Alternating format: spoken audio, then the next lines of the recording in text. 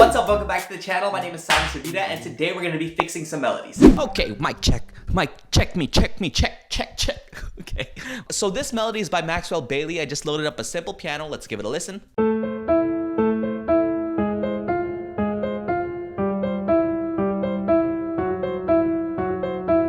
Yeah, this one needs a lot of work. Let's kind of just take this into sections first. Okay, so I see that you're going for this really cool descending bass line, and that can work really well, but the problem right now is you don't have enough harmonic content. It seems like your chords aren't defined enough. So the first thing we should do is just figure out the chord progression you're going for. So the first chord, A, C, E, A minor, simple. The second one you have is a G sharp, a C, and an F, which makes an F minor. It's a little bit weird. Next one is G, C, E, which is C major. And then the last one is really weird. You have an F sharp, a C, and an E. It's really hard to figure out what chords you're going for based on those three notes. So since you're starting on A minor, I'm assuming that you're in the key of A minor. The reason this F minor chord doesn't work is because this G sharp isn't in the key of A minor. But we can make this work if we move this C down to a B and make it like a diminished passing chord. The C major is good. We can keep it like that. Now this F sharp, C, and E is really tricky, but I'm guessing you're going for a D major 9. So now that we have the chords out of the way, it's time to address the second problem, which is the melody is just so robotic.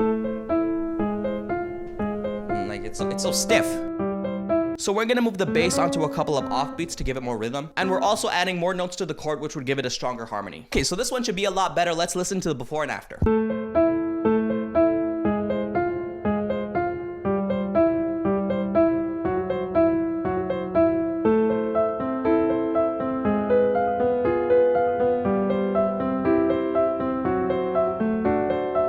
So this melody is coming from Samic Minor. He said he doesn't really have music theory. For this melody, I loaded up some bells from Omnisphere, so let's give it a listen.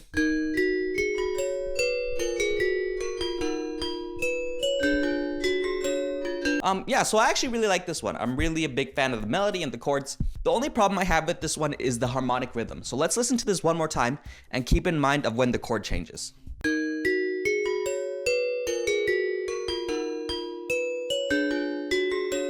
So here's where the problem is. In the first half, the chord changes right at this 5th bar here, but in the second half, it changes like in the middle of the 4th bar for some reason. And that second chord change is really unexpected just based on how you introduce the first chord change. So all we have to do is move this chord here and we should give it some more structure. So now all we have to do is just fill in this melody. I'm gonna have this melody very similar to the first half, just under a new chord, so it's still very structured. Pretty minor changes, but let's listen to the before and after.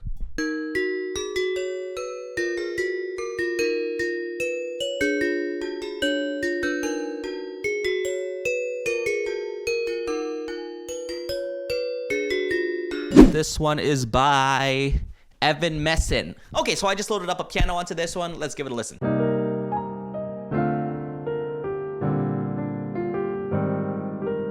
Definitely not bad, but there's a couple things we need to work on. So the first thing we have to fix is the melody. If we kind of just delete all these chords and leave the melody in its most basic form, we're gonna hear that it's kind of all over the place.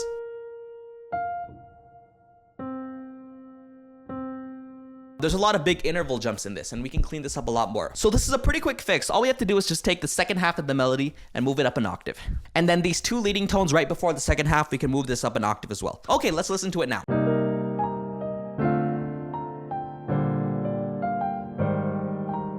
So now we have to fix this chord progression. So first we have a C minor 7, then a D minor 7, then a G minor, and then an A flat major 7. And the problem with this chord progression is that it makes the key of the song really ambiguous. So for example, if you're in the key of B flat major, the C minor, the D minor, the G minor would work, but the A flat major wouldn't work. But if we were in the key of E flat major, the C minor, the G minor, and the A flat major would work, but the D minor wouldn't work. So I'm just gonna pick a key for him. So personally, I like the way that this A flat major sounds opposed to this D minor. So we'll just say it's in the key of E flat major. So now that we have that, let's kind of rearrange this chord progression. So this D minor can go. The melody at the second bar has an F, a B flat, and a G. So let's make this a G minor chord. And then there's no point in having it go to another G minor chord. So let's delete that and make it an F minor. Then all I'm gonna do is highlight the chords and bring down the velocity so it sounds a bit more realistic.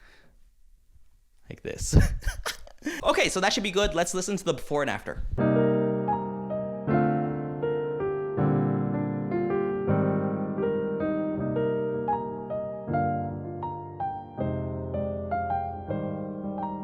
So this one is by 3LLL3. I loaded up a cool little guitar patch for this one, and let's give it a listen.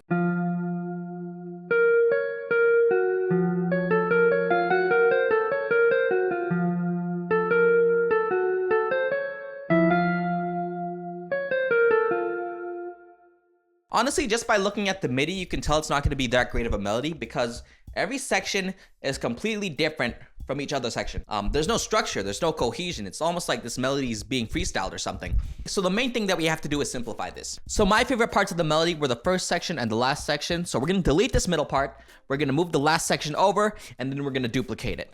Okay, let's work on the chords now. It sounds like we're using a really exotic scale, like an Arabic scale or something. And if that's the case, it's best to keep the chord progression really simple. So we're in the key of B minor, so we're gonna have a B minor at the beginning, then we're gonna do an A diminished chord, and then we're just gonna repeat that. And then all I'm gonna do is put a couple cuts in these chords to give it more rhythm. So now the last thing I'm gonna do is just adjust the notes to the chords. I still want that really exotic sound, so I'm keeping those cool little intervals inside there. Yeah, so that's about it. So let's listen to the before and after.